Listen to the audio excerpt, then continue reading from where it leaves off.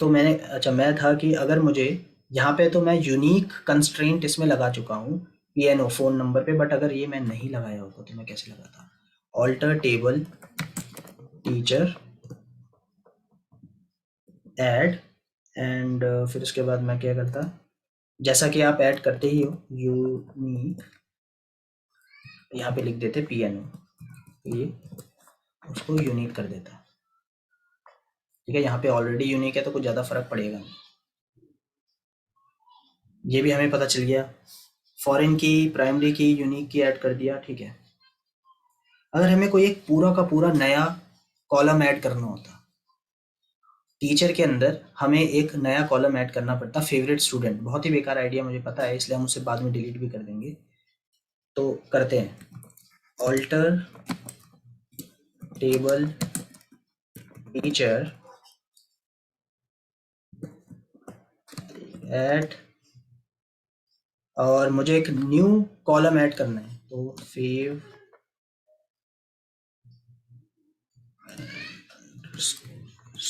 Student,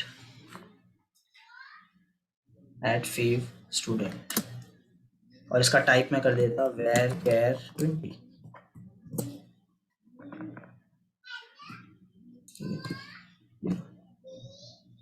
तो एक और ऐड हो चुका होगा, कैसे? अगर मैं आपको दिखाऊं, यहाँ पे देखते हैं कि टेबल की इंफॉर्मेशन लेते हैं, डिस्क्राइब टीचर, तो आपको पता चलेगा कि यहाँ पे एक और ऐड हो चुका है, फेव स्टूडेंट। तो आप यहाँ पे कोई भी एक नया कॉलम ऐड कर सकते हो टेबल में। अब अगर हमें इसे डिलीट करना हो, तो डिलीट के लिए हमारे पे क्या होती है, ड्रॉप। डिलीट के लिए हमारे पास होते हैं ड्रॉप। तो कैसे करोगे आप? अगेन अभी मैं ऑल्टर ही पढ़ा रहा हूँ, तो ऑल्टर टेबल टीचर, आप लिखोगे ड्रॉप, एंड देन यहाँ पे आप डाल दोगे उसका नाम।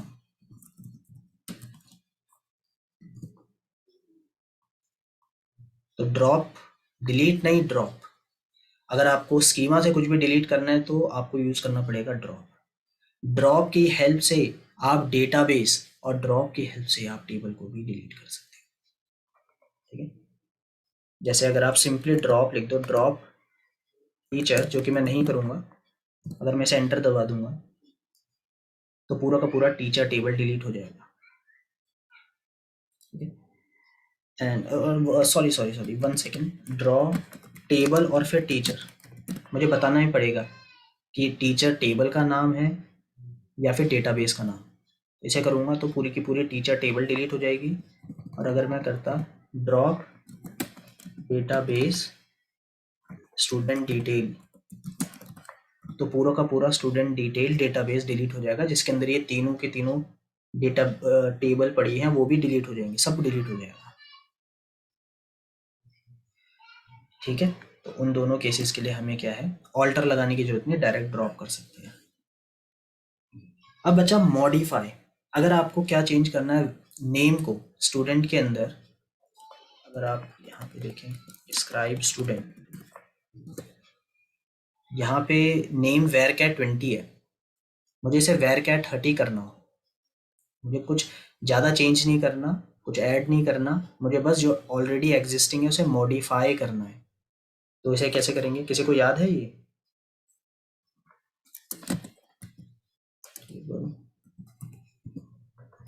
स्टूडेंट, तो तो क्या हमें चीज? ऑल्टरनेटिव, हमें नेम को वेर कैट 30 करना है, अच्छा।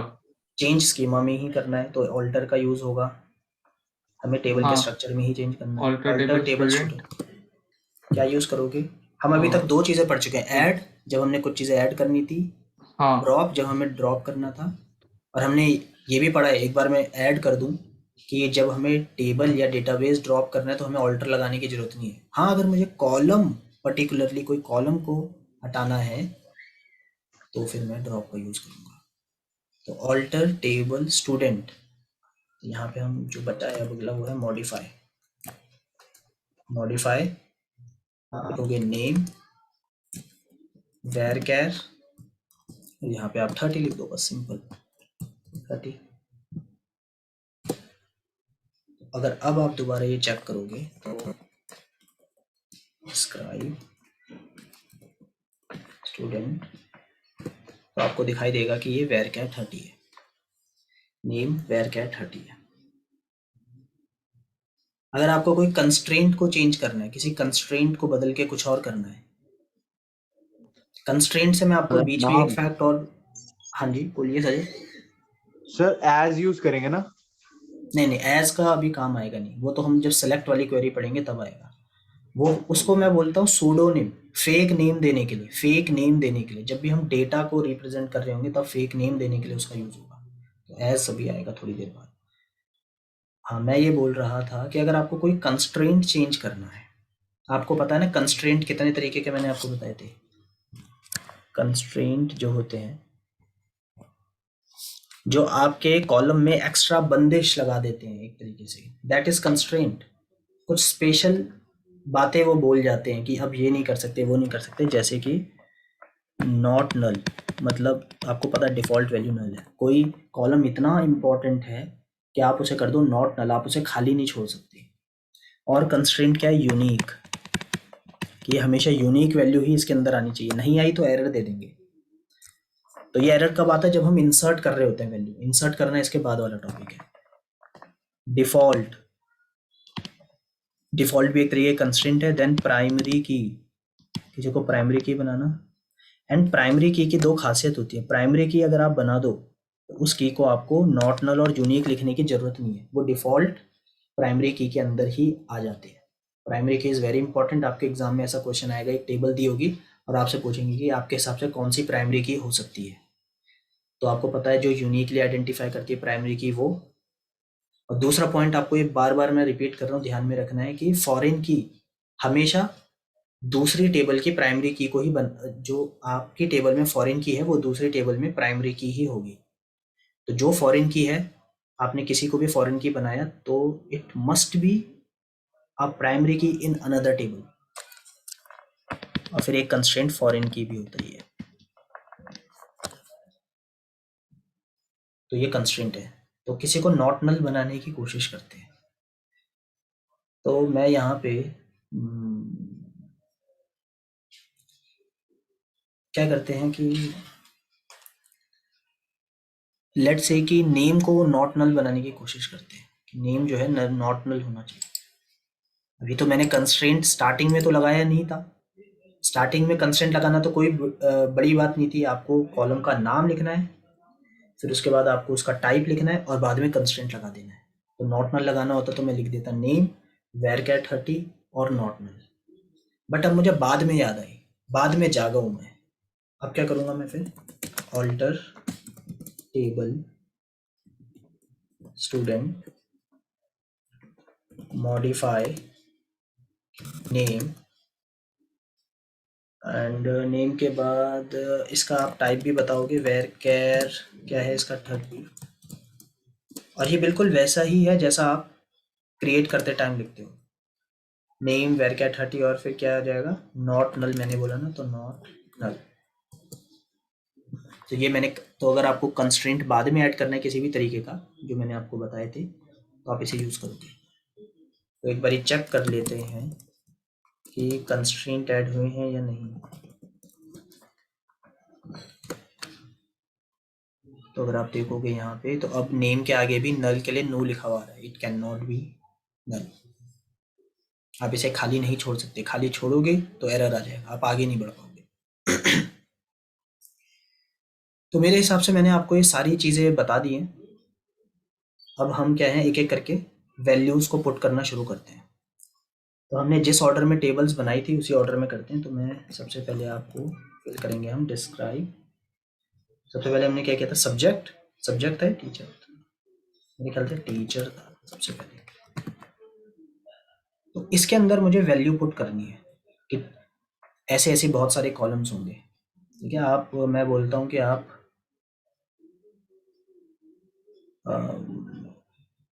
फिजिक्स केमिस्ट्री मैथ्स के कोई भी टीचर के नाम बोलो और उनका असली नंबर मत देना, फ़ोन नंबर रैंडमली। आप इनफैक्ट ज़रूरी नहीं है कि आपको असली नाम भी देने, बट उन्हें ऐसे नाम देना जो याद रखो जब हम क्वेरीज यूज़ करेंगे। तो मुझे वैल्यू इंसर्ट करनी है टीचर टेबल के अंदर। तो इंसर्ट वैल्यू इंसर्ट करने के लिए, अच्छा बिफोर दैट, अभी तक हमने जितनी भी कमांड पढ़ी, क्या मैंने डेटा एंटर किया? नहीं। क्या मैंने टेबल को पॉपुलेट किया?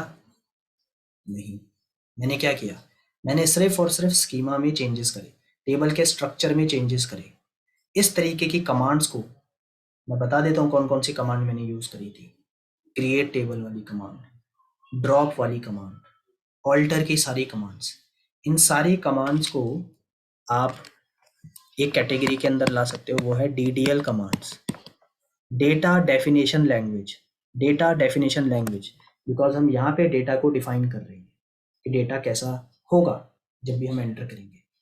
अब जो हम इसके आगे पढ़ेंगे वो होंगे DML, क्योंकि अब हम डेटा को मैनिपुलेट करेंगे, डेटा को डालना, उससे वैल्यू निकालना, उसमें चेंजेस करना, ये सब data manipulation language, data manipulation language. तो चलो वैल्यू को इंसर्ट करते हैं, जो कि DML लैंग्वेज का ही पार्ट है। इंसर्ट टेबल नेम जो भी, अरे सॉरी मैं बार बार ये कर रहा हूँ। इंसर्ट टीचर या इंसर्ट इनटू टीचर होता है ना? Insert into teacher, into teacher होता है। Into T insert into teacher values, फिर इसके बाद आपको टीचर के ब्रैकेट, वैल्यू आगे कॉलम, कॉलम नेम वहाँ पे लिखने की column- देखो दो तरीके से कर सकते हैं, बट जब आपको सारी की सारी चीजें भरनी है तो आपको कॉलम नेम देने की जरूरत नहीं है, रिडंडेंट हो जाएगा, एक्स्ट्रा काम हो जाएगा। तो सीधा लिखो टीचर आईडी, मैं लिख देता हूँ 01, सॉरी कैर है तो हम इसे इन्वर्टेड ये सिंगल कोट्स में लिखेंगे, इन्वर्टेड कॉमा। टीचर नेम बताओ, क्या लिखूं? मैथ्स के टीचर का नाम लिख देता हूँ, क्या बताऊँ, कोई नाम सजेस्ट करोगे या कुछ भी लिख दूँ? अभिषेक, ठीक है अभिषेक। और फ़ोन नंबर तो मैं रेंडमली कुछ भी डाल देता हूँ, तो 1 2 3 4 5 6 7 8 9 10 ये डाल दिया मैंने फ़िलहाल। और सैलरी जो है, सैलरी क्या करूँ बताओ? 40,000, कितने? 46 बोला आपने? 40, 40123।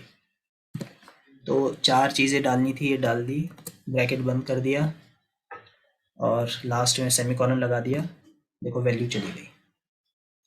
अब हम इसे एक से कॉमा लगा के एक साथ ही डाल दो। हाँ, तो अब अगले दो टीचर के नाम कॉमा लगा के एक साथ लिखेंगे।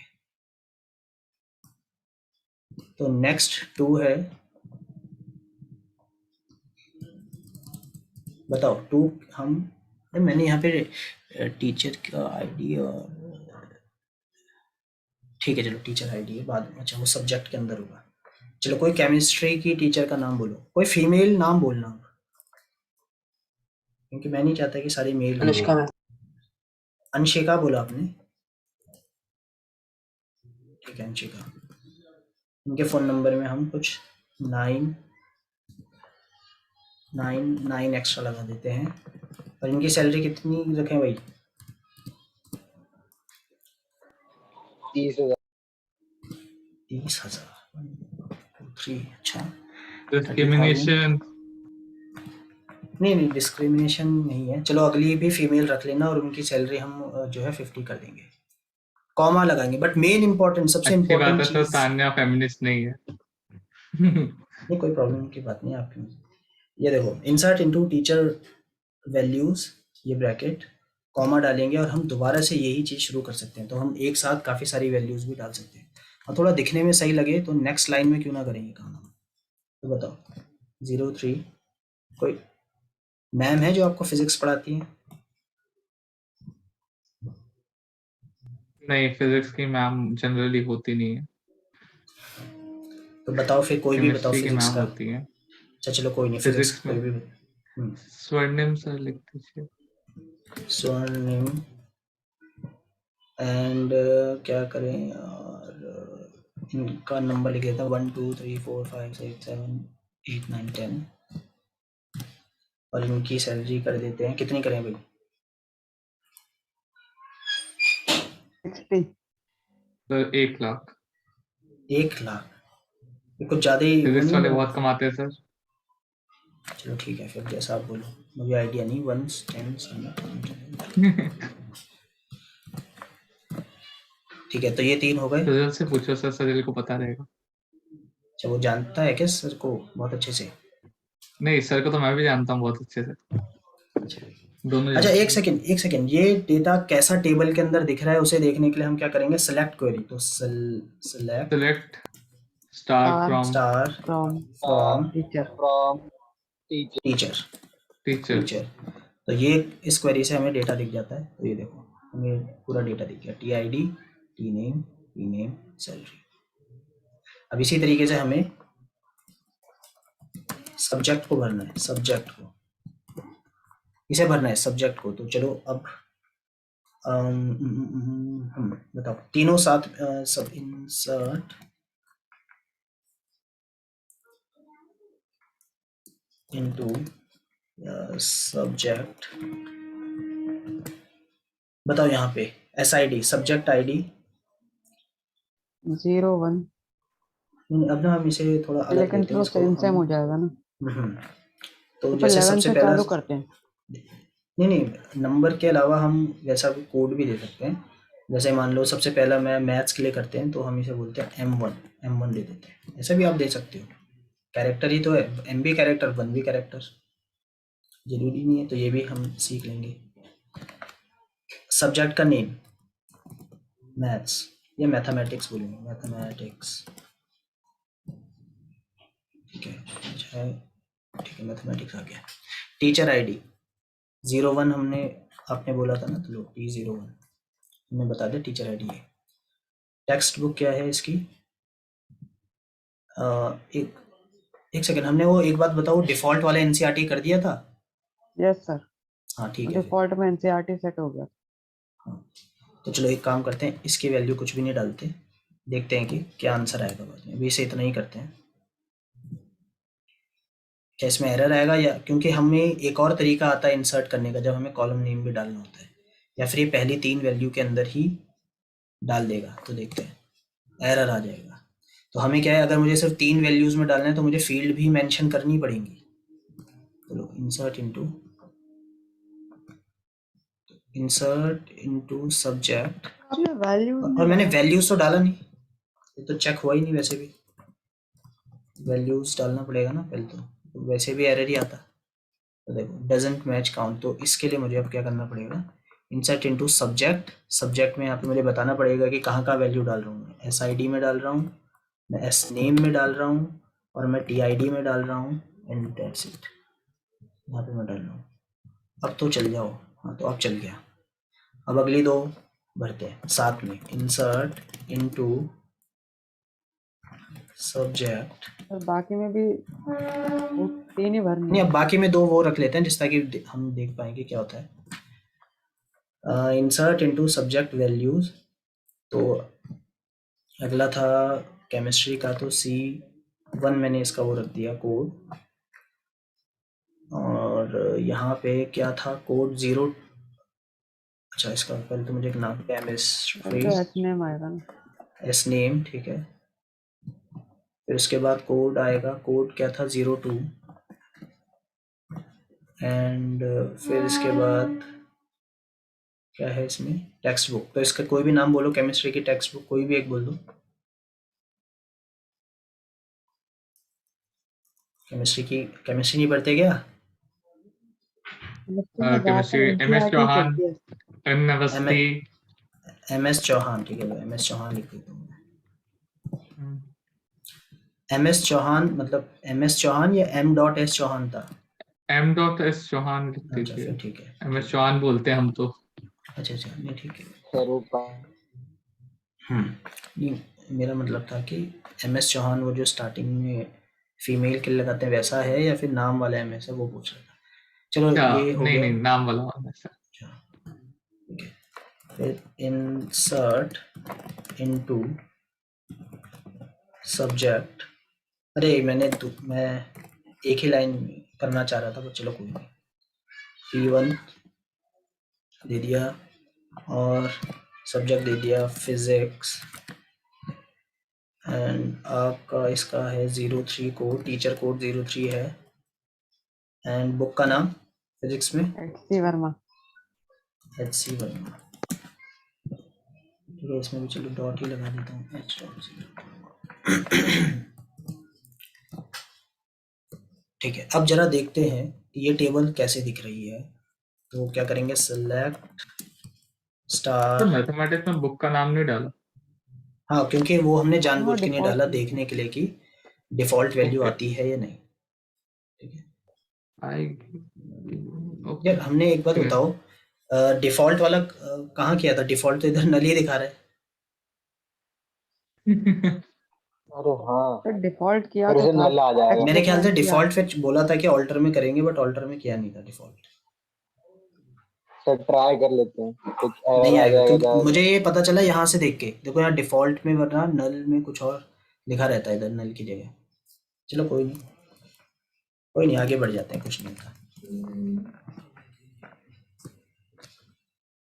देखो नल आ रहा है। तो बट चलो जो भी हो, अब हम चलते हैं स्टूडेंट पे। तो डिस्क्राइब स्टूडेंट। तो आज तो हम पे इतने स्टूडेंट है कि इन सबके स्टूडेंट के नाम भी लिख लेंगे तो भी हमारी टेबल अच्छी खासी भर जाएगी।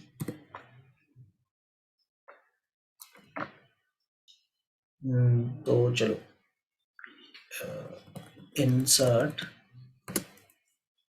इनटू, टेबल का नाम है स्टूडेंट वैल्यूज। नेक्स्ट लाइन में बताओ, चलो पहले कौन अपने अपना अपना वो बताएगा, सब बताओ क्या करें। सर 100 से शुरू करते हैं, चलो ठीक क्योंकि है, क्या 100 3 है ना, 101 से 300 मैं करता भरना। हूँ, 101। बताओ क्या नाम रखूँ, कौन 101 पे आना चाहेगा? अरे जल्दी बोलो सर मेरा भाई लिख मुझे। ठीक है चलो, प्रियांशु लिख दिया मैंने, प्रियांशु लिख दिया। फिर उसके बाद सब्जेक्ट आईडी, कोई भी एक सब्जेक्ट चूज कर लो। केमिस्ट्री। तो C1 लिख दिया ना, C1 लिखना पड़ेगा मुझे। ठीक है, इसके बाद आप अपने मार्क्स भी खुद चूज कर लो, बट 100 कोई चूज नहीं करेगा और 90 भी नहीं करेगा। मतलब चलो कर लो 90 में से भी, 85। बस 100 मत करना, क्योंकि मुझे अलग अलग 85। मार्क्स चाहिए ना। 85 चलो ठीक है, हम्बल नंबर दे दिया आपने, 85। फिर उसके बाद डेट ऑफ बर्थ, तो डेट ऑफ बर्थ बताओ, अपनी रियल भी बता सकते हो और 12 वैसे ही बता अक्टूबर सकते हो। 2004। मतलब नहीं, आपको उसी और वैसे ही बताना है जैसा डेटा हम लिखते हैं डेट ऑफ बर्थ में, Y Y Y Y dash 2004। M M dash, वो तो बताओ। 2004। 2004 डैश, देखो ऐसे ही आप 10। डेट, वो डेट डालोगे। हाँ फिर 10 10 -12। 12। तो देखो ठीक है, डेट डालने का फॉर्मेट यही रहेगा। फिर उसके बाद क्या है, टीचर आईडी। तो टीचर आईडी तो हमें वही लेनी पड़ेगी जो टीचर हमने इनका सिलेक्ट किया था। तो 02। क्या थे, टीचर आईडी 02 तो थे ना, 02 ठीक है। है 02। ठीक है चलो ये हो गया। अब नेक्स्ट लाइन पे चलते हैं। चलो बताओ 102 में कौन आना चाहेगा? ठीक है, वंश लिख दिया मैंने, वंश। चलो फिर ये बताओ कौन सा कोड सब्जेक्ट बताओ। M1। ठीक है M1 ले लिया। मार्क्स बताओ। 88। 88। अरे 90 सब पर बता सकते हो भाई। चलो DOB बताओ। 2003। 2003 05। 05 13। 13। और यहाँ पे ये क्या था, ये क्या होगा, M1 के लिए 01 ही था, 01। ठीक है ना। ठीक है, हमने ये भी कर दिया। चलो अब बताओ नेक्स्ट 103 में कौन आना चाह रहा है? मैं ठीक है, मनीष। मनीष बताओ सब्जेक्ट कोड। P1 C1 बोला आपने, P1? P1 P1 okay. Marks बता दो। 99। 99 ठीक है चलो। हाँ वो बताओ DOB, कोई भी डेटा बता दो। 2004 2004 523। 0523 ठीक है चलो। और ये क्या रहेगा, ये मेरी मेरे ख्याल रियल से डेट ऑफ रहेगा बर्थ है ये। 03। अच्छा ठीक है। हाँ बताओ। अरे ये क्यों किया मैंने, ये करता हूँ। 104 में कौन आना पसंद करेगा? सर मैं आ जाता हूँ। सजल आ रहा है, ठीक है। सजल, सब्जेक्ट बताओ। सेम T1 P1, ठीक है। चलो मार्क्स बताओ। 98। 95 ठीक है, 95, ठीक है। नेक्स्ट वो बताओ। 2004 plus January 1 16 16, 16 16, ठीक है ना। और ये क्या रहेगा? ये भी यही रहेगा। नेक्स्ट बताओ, 105 में कौन आना चाहेगा? सर मैं। ठीक है, एक बार आप नाम बताओ आपका। आप न्यू स्टूडेंट लग रहे कृतज्ञ। होंगे। और कृतज्ञ, सर ठीक है। कृतज्ञ। चलो ठीक है, आप बताओ। कृतज्ञ, ठीक है। कृतज्ञ, आपका बताओ फेवरेट सब्जेक्ट या फिर कौन सर सा सब्जेक्ट फिजिक्स। चूज? अरे फिजिक्स। अब इसके बाद कोई फिजिक्स चूज नहीं करेगा, ठीक है, चाहे फेवरेट भी हो, क्योंकि डेटा मुझे उस हिसाब से रखना है, समझो। चाहे भले ही आप फिजिक्स में आइंस्टाइन क्यों ना हो। बताओ सर मार्क्स 92। बताओ। 92, चलो ठीक है। डीओबी 2005 2005 04 04 14। 14, ठीक है। और ये भी 3 ही रहेगा, ठीक है। नेक्स्ट, मुझे लग रहा है कि कितने बच्चे बचे हैं? 2 ही बच्चे बचे हैं। हाँ बताओ नेक्स्ट कौन आना चाहेगा? तान्या, आप आना चाहोगे? लिख दो सर। ठीक है, एक सेकेंड। इसके बाद फिर एक और है। बताओ कौन सा सब्जेक्ट? एम और सी ऑप्शन बचे हैं आपके पास। एम। एम, ठीक है। M1, ठीक है। मार्क्स बताओ। 74। 74, वेरी गुड। मतलब for giving me different data, very good. हाँ, 2004 4 07 07, गुड। 28। ठीक है, 28। और इसका क्या होगा हमारा M1 के लिए? तो मेरे ख्याल से 01 हमने रखा था ना, ठीक है। ठीक है, एक लास्ट स्टूडेंट बचा है, ईशान नाम है। Yes sir. ईशान, आप बताओ M1 या C1 क्या चूज केमिस्ट्री। करोगे? C1 sir. केमिस्ट्री, ठीक है। ठीक है, C1। मतलब मेन मोटिव 82। मेरा ये डेटा लेना नहीं, डेटा कैसे लिख रहा हूँ ये है। कहीं आप सब भूल गए हो, ये भी समझ में आ रहा है ना डेटा कैसे लिखना है। Yes yes yes sir. Sir. 82। ठीक है, सर 82। वैसे ये जो मार्क्स हैं उनमें हम्म, हमने कोलन क्यों लगाया हुआ है? वो तो इंटीजर है ना। Very good. हाँ आपने मेरी जान बचा ली एरर से, इतने सारे डेटा के। अभी मैं ठीक कर दूंगा उसे। हाँ, एक बार नहीं डीओबी हो सकता बताइए। सर, एरो से ऊपर थोड़ी जाएंगे। जाएगा जाएगा जाएगा हाँ जाएगा, वही तो। चले जाएगा। अच्छा ठीक है। 2005। अरे हाँ यार, ऊपर तो जा नहीं सकते ही। Shit. वही सर वो तो नहीं जा सकता है। अब एरर आया। वही मुझे अभी याद आया। गए सर। तो कोई मैंने अचानक मतलब से हर देखा बार अभी कि कॉलन लगा हुआ अच्छा, है, एक तो मैं सेकंड, सोचा एक इंट सेकंड। में है कि किसमें मैं है। एक बार प्रॉब्लम सबको आएगा। एक्सप्लेन कर देता हूँ। देखो अभी दिक्कत क्या हो गई है, मैं क्यों फंस गया हूँ। मैंने इतना सारा डेटा तो लिख दिया है, और जो इंटीजर मार्क्स जो है इंटीजर में होने चाहिए, मैं उसे कैरेक्टर के तरीके से लिख रहा हूँ। मुझे पता है कि एंड में एरर आने वाला है। इसका क्या करूँ मैं? इस दोबारा से वाले को लिखना भी पड़ेगा। वैल्यू डाल देते हैं, फिर देखते हैं, क्या पता एरर ना दे। नहीं एरर तो देगा। एरर हाँ वो देगा ही, मुझे भी बट पता है, बट मिलेगा। ईशान, ईशान ने क्या बोला था? ईशान ने बोला था सर C1 बोला था। 107 कर दीजिए, वरना वो और पक्का 10, एरर देगा। हाँ तब तो एरर आएगा ही आएगा। और हाँ मार्क्स क्या बताए थे? मार्क्स ईशान ने 82 मेरे हिसाब 82। से। और डीओबी क्या बोला था आपने? 2005। 2005 एंड 0 क्या? 01 1 01 एंड ये क्या बताया था 19। आपने? 19, ठीक है। और ये क्या हो जाएगा? C1 के लिए 2 हो जाएगा नहीं? 02। हाँ, तो इसके लिए मेरे सर से हमने तो डेट को भी उसमें डाला है, तो डेट का कॉलम में नहीं। हाँ जरूरी होता है। हाँ, डेट को कॉलम में जरूरी होता है, डेट का कॉलम में जरूरी होता है। ये लो, अरे ओके हो गई, चला क्या? बट फिर भी एक प्रॉब्लम मैंने है, वही फिर कहा भी ना कि हो सकता है, हो सकता है, बट प्रॉब्लम अभी एडिशन ये है नहीं हो कि पाएगा।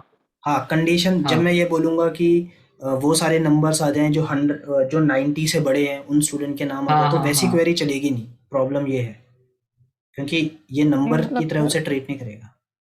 लेकिन सर वो तो इंटीजर में गया है ना, जो मार्क्स हैं, भले ही हम्म, हमने वहां पे जो है कोट्स लगा दिए हैं, हम्म। लेकिन वो तो इंटीजर में गया है, तो फिर वो बिहेव तो इंटीजर की तरह ही करना चाहिए उसको, तो चलो देखते हैं, अभी क्योंकि वो एक मार्क्स क्वेरी हाँ, ये लिख के भी हो देखते हैं। सकता है क्योंकि अगर देखते हैं। डेटा उसने चेंज कर दिया, बट वैसे तो हम्म, डायनेमिक टाइपिंग अलाउड अगर है नहीं। हाँ, अगर ऐसा कर दिया तो ये न्यू एसक्यूएल की प्रॉपर्टी होगी, बट चलो हाँ, देखते ये हैं। 8.0 की होगी, हाँ 5.5 की चलो, तो बिल्कुल नहीं होगा। हाँ सेलेक्ट स्टार फ्रॉम स्टूडेंट, तो इससे तो आपको पता है पूरा डिटेल है, सेलेक्ट स्टार फ्रॉम टेबल आ स्टूडेंट। जाएगा, हाँ। हाँ तो देखो मार्क्स भी आपको दिख रहे हैं।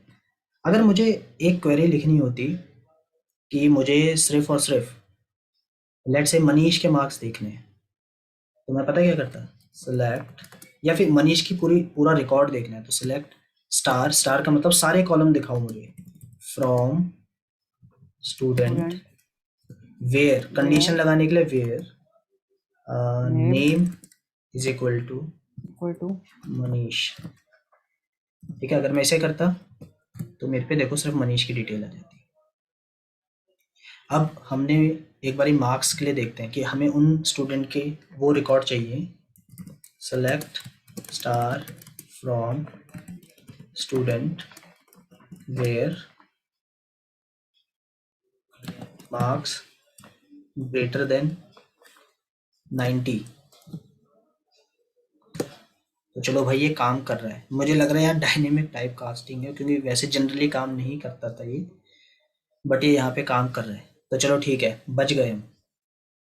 बट हाँ, आपको मैं एक चीज़ बोल देता हूँ, आपको एक चीज़ मैं बता देता हूँ, एग्ज़ाम में आपका थ्योरेटिकल पेपर होगा, थ्योरेटिकल पेपर में अगर कोई भी चीज़ इंट में है तो उसे आप ये कोट्स के अंदर मत लिखना।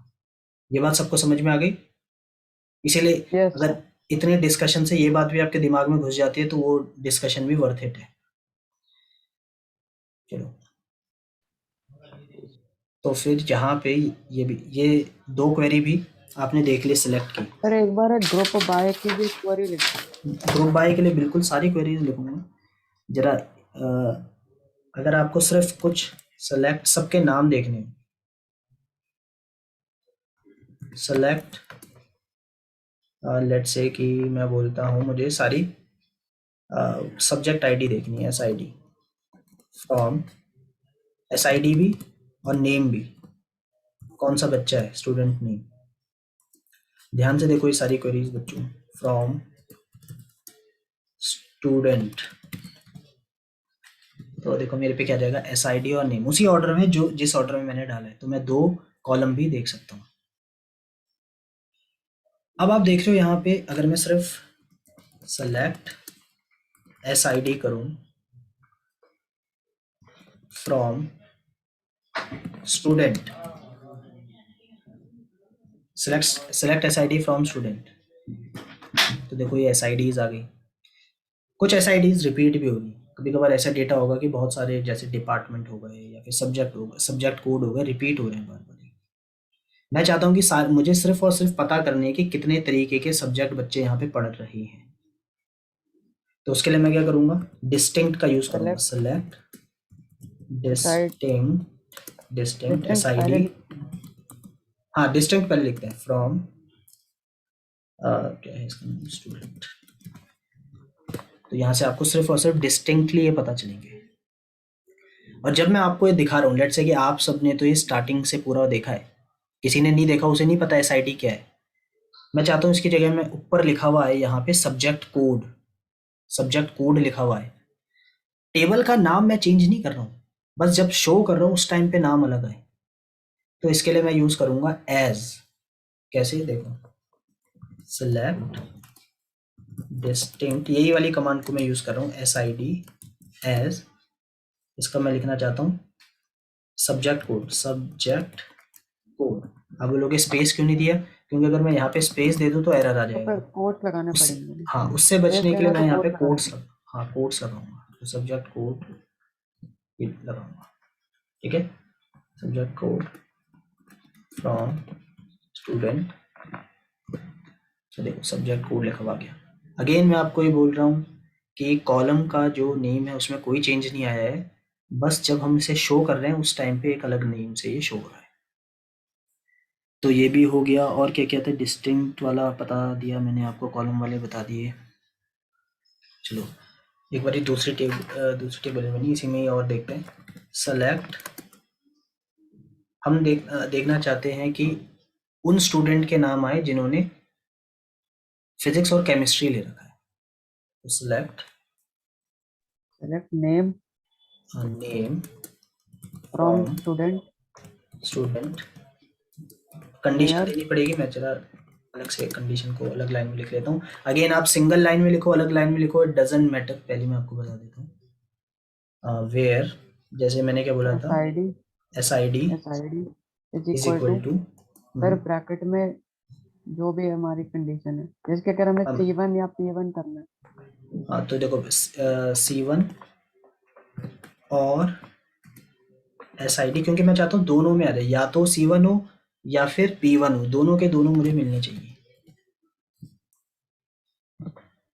इससे क्या होगा, देखो मेरे पे वो सारे बच्चों के नाम आ जाएंगे जो भी है जिन्होंने C1 या P1 ले रखा था। अगर आप नेम के अलावा और कुछ भी शो करना चाह रहे थे तो यहाँ पे उन कॉलम के नाम लिख लेते। अगर आप सारे रिकॉर्ड शो करना चाहते तो आप स्टार कर देते। सेम क्वेरी को एक और तरीके से आप लिख सकते हो, याद है किसी को?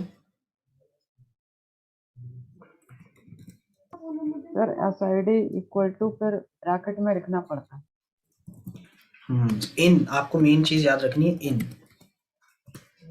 वेयर SID इन, और ब्रैकेट के अंदर आप बस वो डाल दो दोनों चीजें, C1 कॉमा दूसरा P1।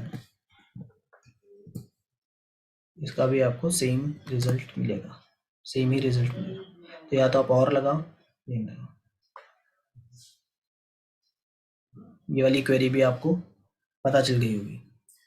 तो एक बार अब वो हम- इंटीजर वाला क्वेरी चेक करें क्या, कि मतलब जैसे मार्क्स अबव 50 वाला टाइप का। ठीक है, वैसे मतलब कर वही रहा था जाएगा वर्क, वहाँ तक लिखो। वो कर रहा था वर्क, बट दोबारा कर लेते हैं। Select star from student where marks, column नाम हमें याद रखना है, वो मार्क्स ही है ना, लेस देन Yes. 90। देख लो,